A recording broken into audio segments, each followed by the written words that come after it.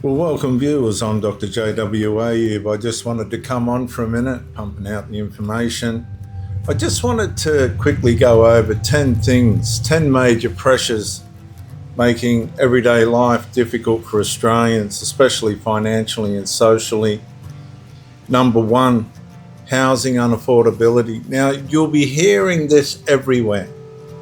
Okay, it's not a secret anymore. This is real life. This is what's happening to people. Housing affordability. Home prices and deposits have moved beyond the reach of many ordinary earners.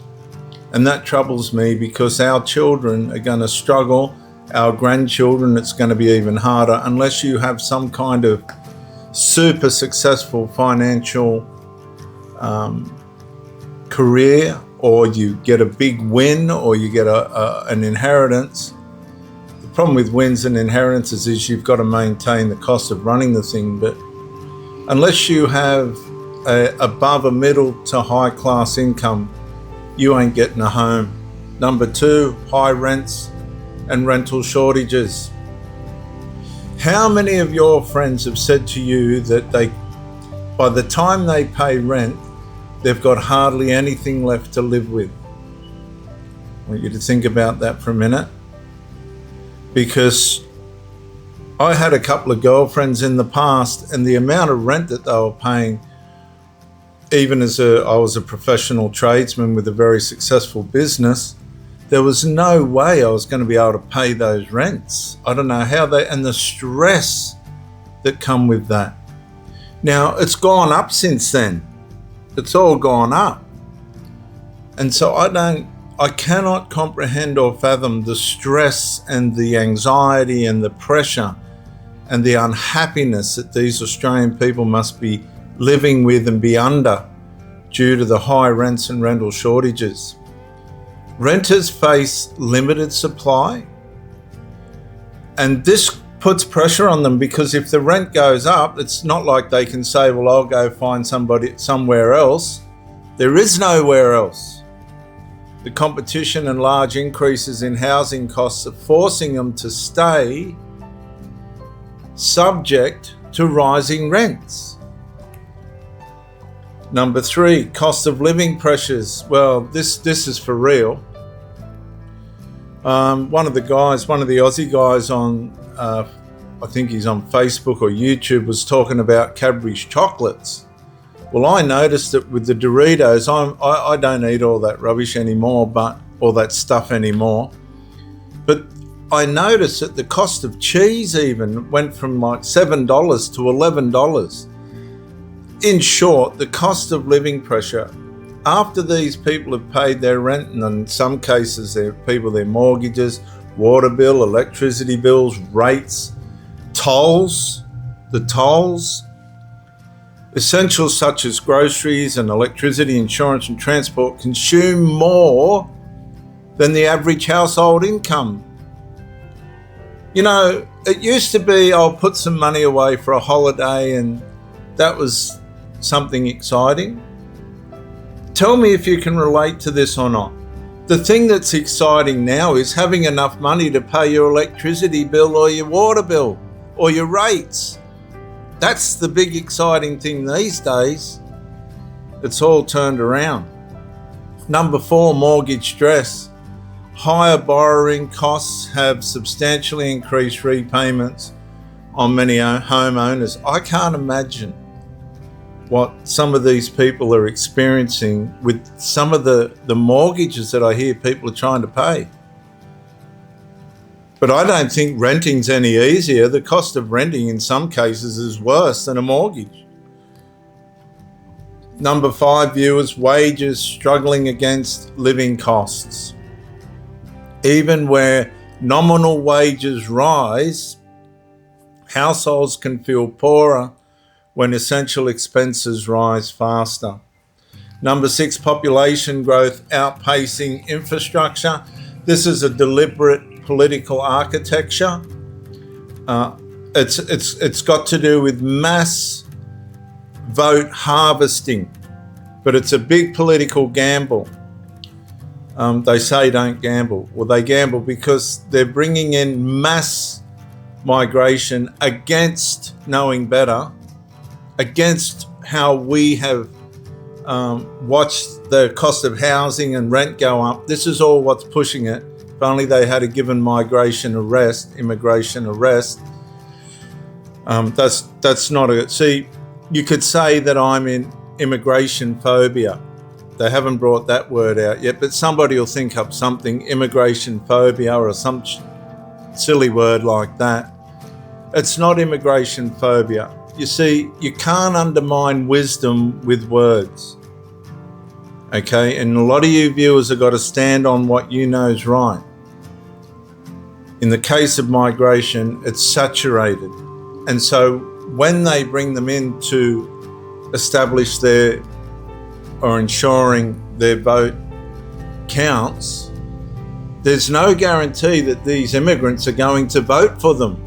So while they're flooding the communities and the population, there's only a certain percentage vote that they're going to get from that, and the rest is consequential.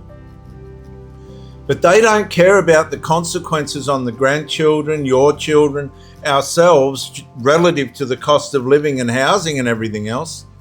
This is a political architecture, and it's corrupt.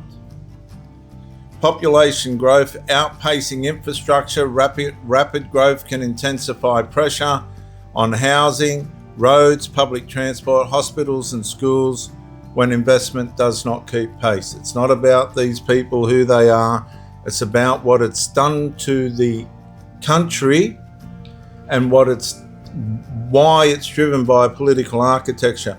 In all reality, viewers, Australians by heritage should be compensated for what the politicians have done to this country.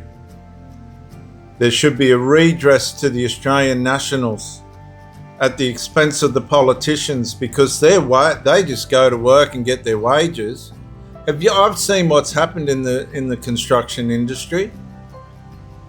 Okay, there's this thing going on in Melbourne's a whole different issue, but for the basic average construction person, it's an impossibility. I can't imagine what's going on across other industries.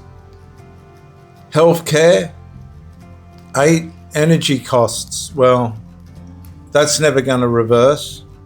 Tax and government charges, and a declining sense of economic security. There's no economic security for the middle to lower class Australian.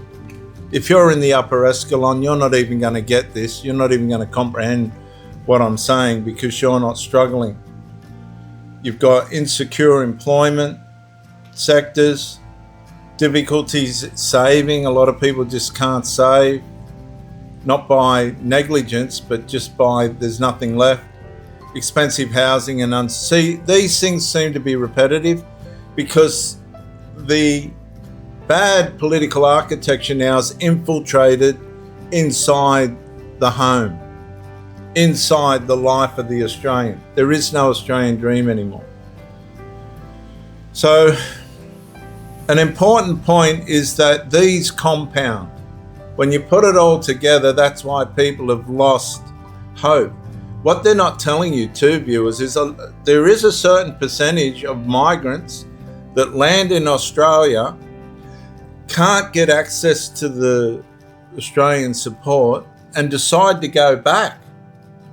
They just say, I'm out, this is too expensive. Don't blind yourself by thinking the immigrants are coming here and getting all the benefits. I'm not saying they're not, but I do know that there's an element of immigrants that are getting here. They're not tapping in to the system, however they're doing it. There's got to be a way that they're doing it.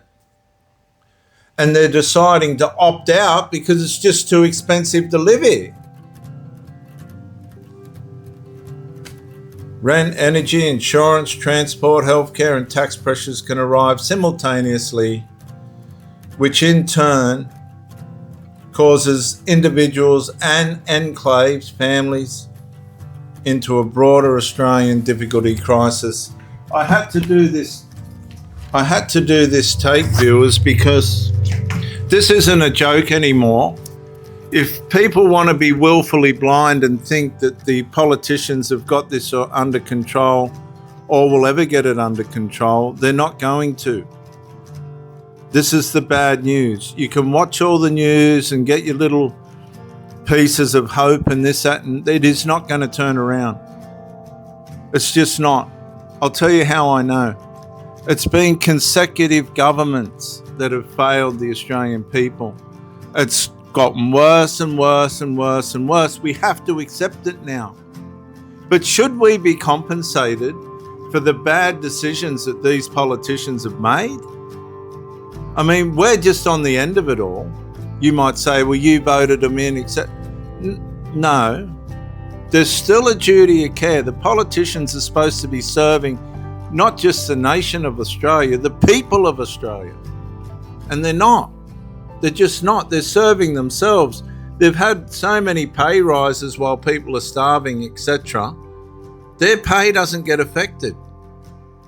They just go on. Julia Gillard right now is was travelling around England spruiking whatever her wisdom is, and has left the biological women of Australia at the mercy of biological men. Because it's written into law. Before I go, viewers, I want to say to the women out there that are being exposed to this, because it's become a money grab now, right? Mark my words, this is a money grab. If I was a transgenderist, I'd be going down the local female gym here and walking in and getting kicked out and just going straight up to the court and putting in a thing for me 10, 20, 30, 40, 50, 60, 70, 80, 90, $100,000 compensation claim. This is the way in which good intentions manifest into degeneration. Why should biological women be left to defend themselves when it took years and years and years for them to have their rights? What you got to realize too, if a male man gets on a female team, that's a female that misses out on a position. I'll be honest with you, in the old days, we used to bash these guys up at school. Back in the old days. Now, you've only got to look sideways at them and you're in court. How can a woman go to court and say, look, I don't want this person in my space, and come out with a $90,000 fine and all these other fines that they're getting? There's a woman that's even in trouble for saying men can't breastfeed. Don't go to court. Stay away from these people. It's only going to cost you money. The politicians started this, and the politicians are responsible to put this back. And when they put it back, biological women should be redressed and compensated for what they've suffered. I'm Dr. J.W. Ayub. That's it for me this time. I'll see you on the next one. Bye for now.